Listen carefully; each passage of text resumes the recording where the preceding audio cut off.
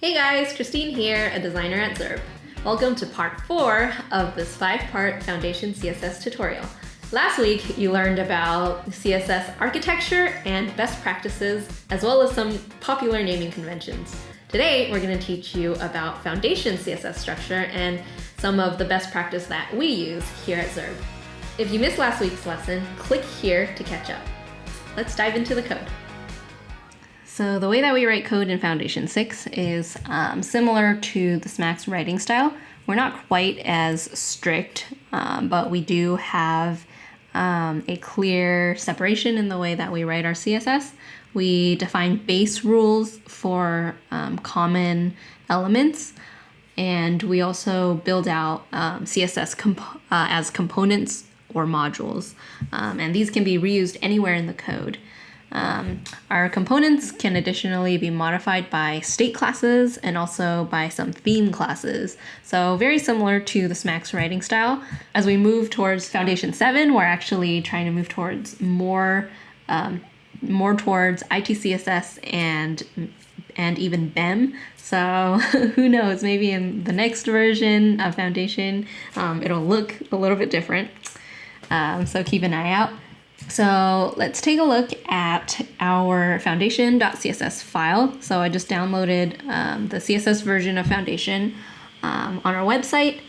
And at the very beginning of this file, you'll find all of our CSS reset styles, normalizing styles.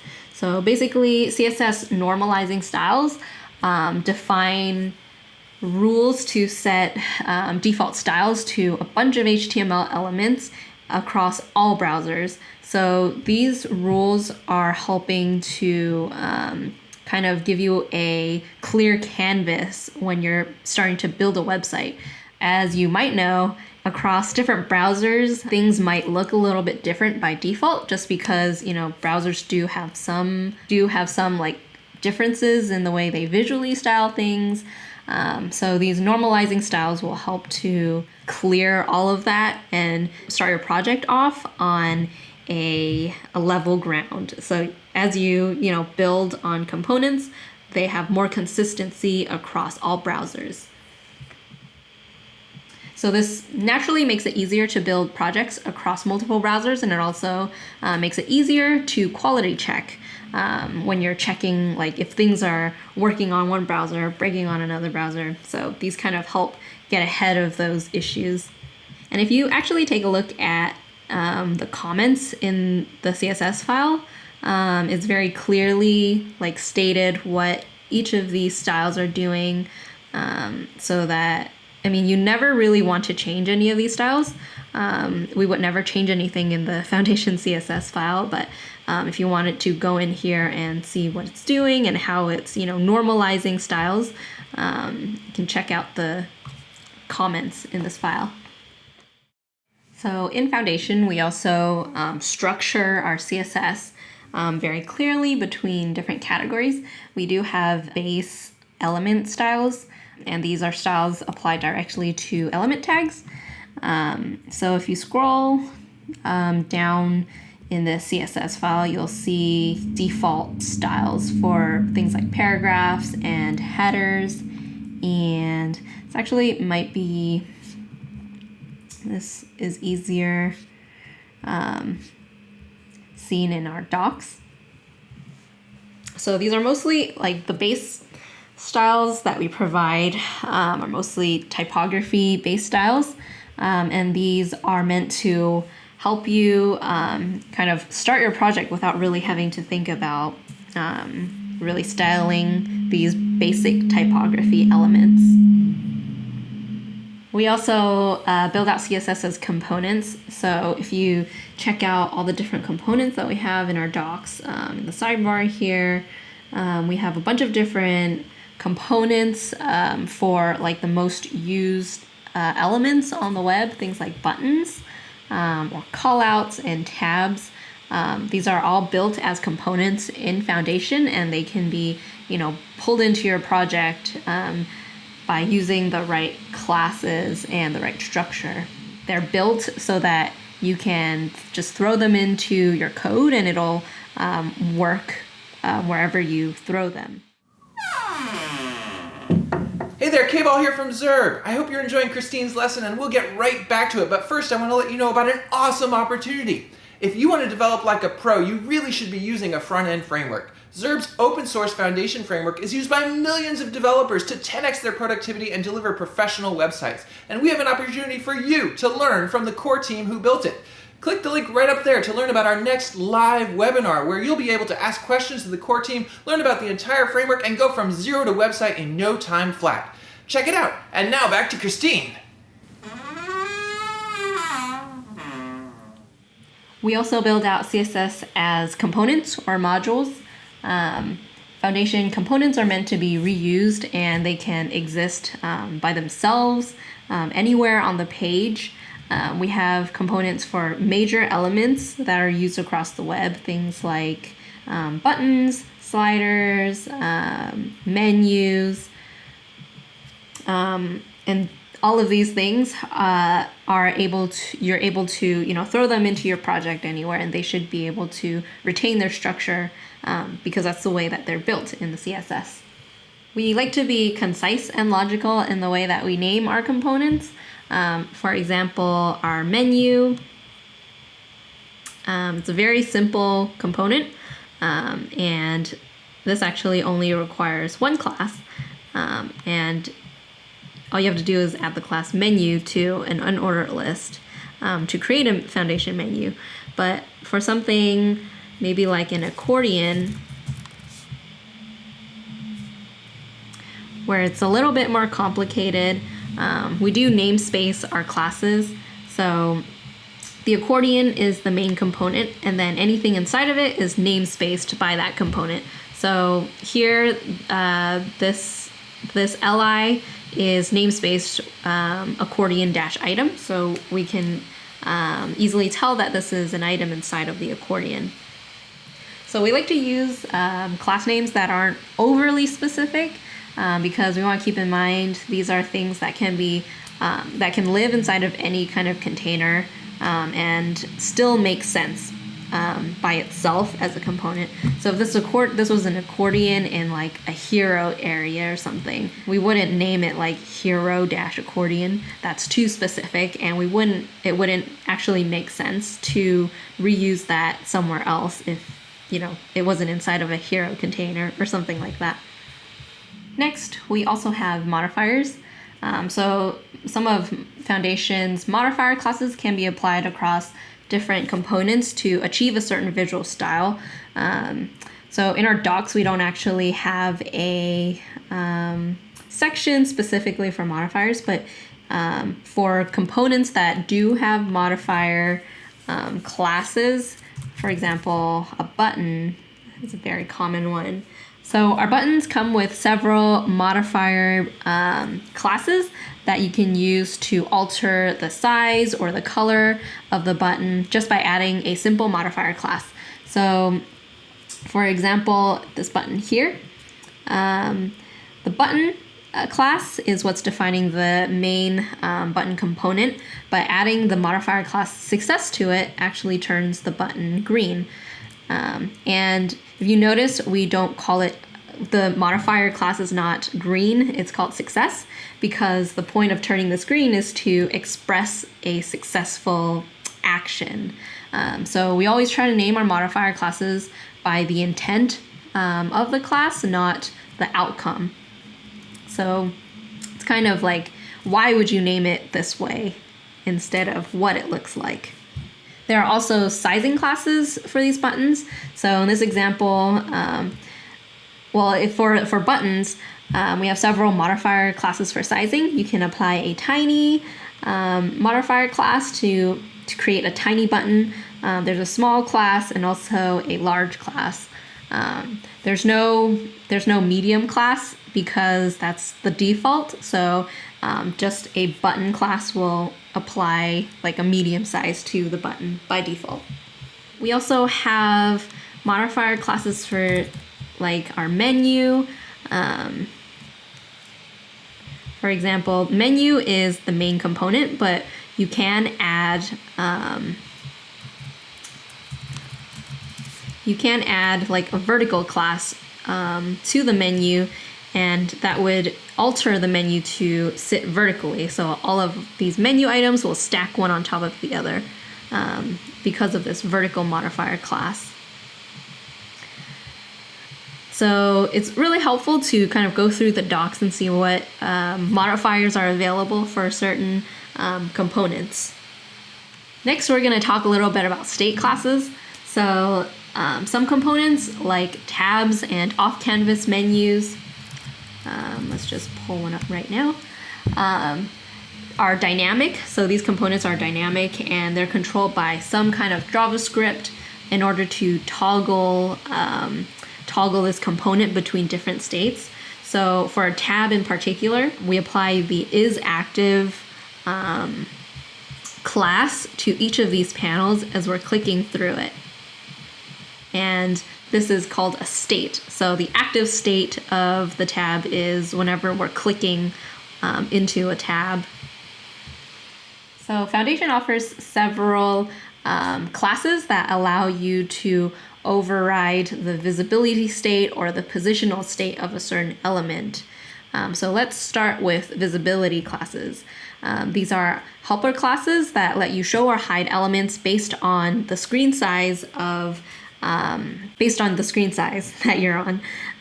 So if you wanted to, for example, show an element only on a certain screen size, you can use the show class.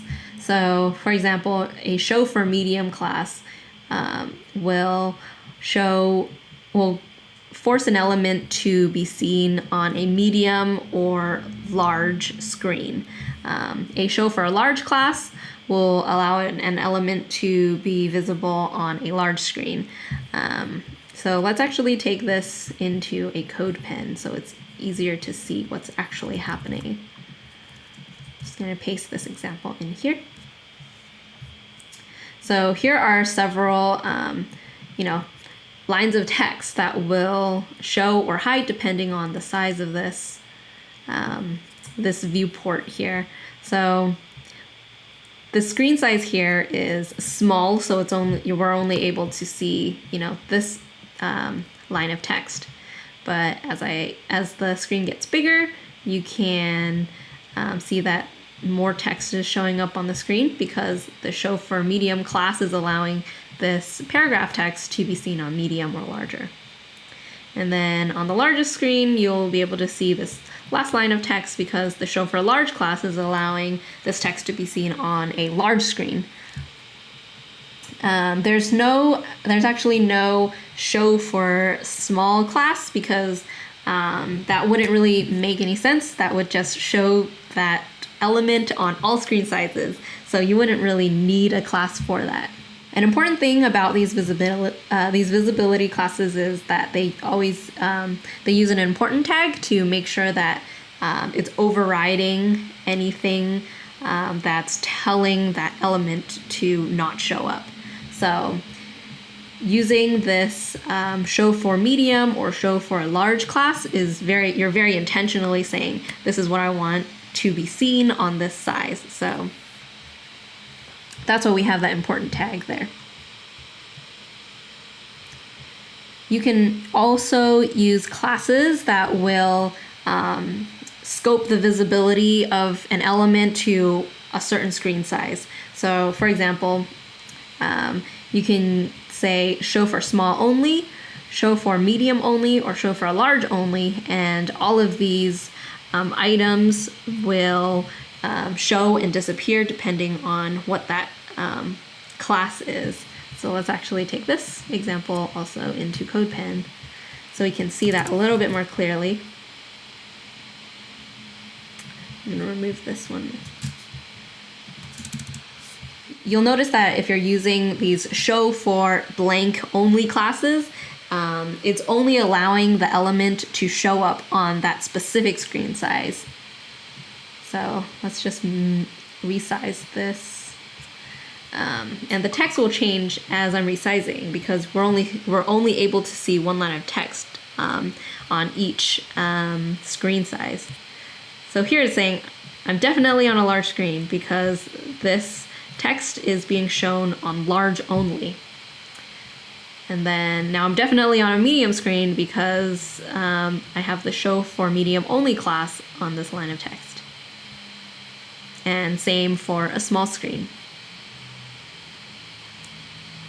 So these are really useful for controlling elements on the HTML page that, they're not like components per se. They're just things that you need to hide or show for certain screen sizes.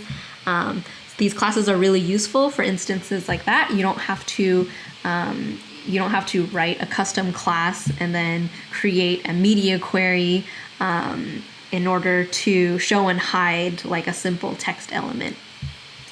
So that's when these visibility classes are really useful. Alternatively, you can also hide elements. We also have hide visibility classes so that you can control what elements will hide on certain screen sizes. So these work exactly the same as the show elements, but flipped. So if you want to say hide for medium, then this will hide for medium and up. So let's actually just take this into CodePen and see what's happening. So in this example, we're using the hide for medium and hide for large classes on these two paragraph texts. And the hide for medium class is telling this line of text to hide once it gets to the medium breakpoint. And the hide for a large class is telling this text to hide when we get to the large breakpoint. So if you'll notice, there's actually no hide for small class again, because what that would do is hide that element on all screen sizes, and we actually have a regular hiding class for that. So if I were to just hide this text, I wouldn't be able to see it on any screen. So Foundation also provides some generic visibility classes. So again, hide will hide anything from view on every screen size. And then the class invisible is actually a little bit different. It sort of does the same thing. It will hide the element from view, but it's not actually doing the same thing that hide is. Hide is actually setting the display value of the element to none. So this means that it removes that element from the HTML completely. But for the invisible class, it's only setting the visibility to hidden. So this hides it from view, but it's still in the HTML. There are also orientation classes that you can use. So these classes will detect what orientation the user screen is and then show or hide something according to that orientation. So Foundation also aims to be accessible as much as possible. So we do provide some accessibility classes that will allow you to show or hide things for screen readers. So the class show for SR, applying this class to text or to an HTML element, will show the item on screen readers. So in this example here, we actually can't see this text because of the class show for SR. So this line of text is only viewable on a screen reader. You can also hide things from screen readers only. So for this, we use the ARIA hidden attribute. And if you use ARIA hidden true, this will hide an element from a screen reader only. So on a desktop screen, we can see this, but if I were on a screen reader looking at this page, I wouldn't be able to see this text because of this ARIA hidden true. So next, let's talk about float overrides or positional overrides. So there are several float classes that you can use and apply to your HTML elements to make them position in a certain way without actually going into your CSS. So these are helper classes that can make it easier for you to scaffold if you're just trying to, move something around on the screen really quickly, or if it's, again, something that's not like a component on its own. You don't have to create a custom class just to position the element. You can use these float classes. And these are super convenient to use. So we have float classes that will allow you to float something to the left, to the right, and even in the center. And of course, centering is not actually a real float, but we can get into that later. So float classes are also using the important tag because by using these float classes, you're being very intentional and saying, I want this to stay on the left side, or I want this to stay on the right side. So these have important tags attached to them. So to use a float class, you first want to add a clearfix class to the parent element, and this will allow the children element to float correctly inside of this container, and then apply a float left or float right to those elements. And as you can see, these classes are floating these buttons to the left and to the right. We also have a float center class that you can use to auto center an element. So float center is not actually a float property, but what this class is doing is it's applying auto margins on the left and right. And so it's kind of faking a center float effect here. And float center only works on elements that have an absolute width. So if you have an element that has an auto width or percentage width, this class would not work for those elements. And that's pretty much how we do things around here. We hope that this was helpful for you and that maybe you can use some of these best practices in your own workflow. If you have any questions, feel free to leave it in the comments below. Next week, we're going to teach you how to write your own custom CSS on top of Foundation components. To learn more about Foundation from the people who built it, feel free to check out our Intro to Foundation webinar course. In this webinar, you'll learn all about Foundation, its components, and how to use them. If you haven't yet, click on the subscribe button so that our Yeti can get a new hat. See you guys next week.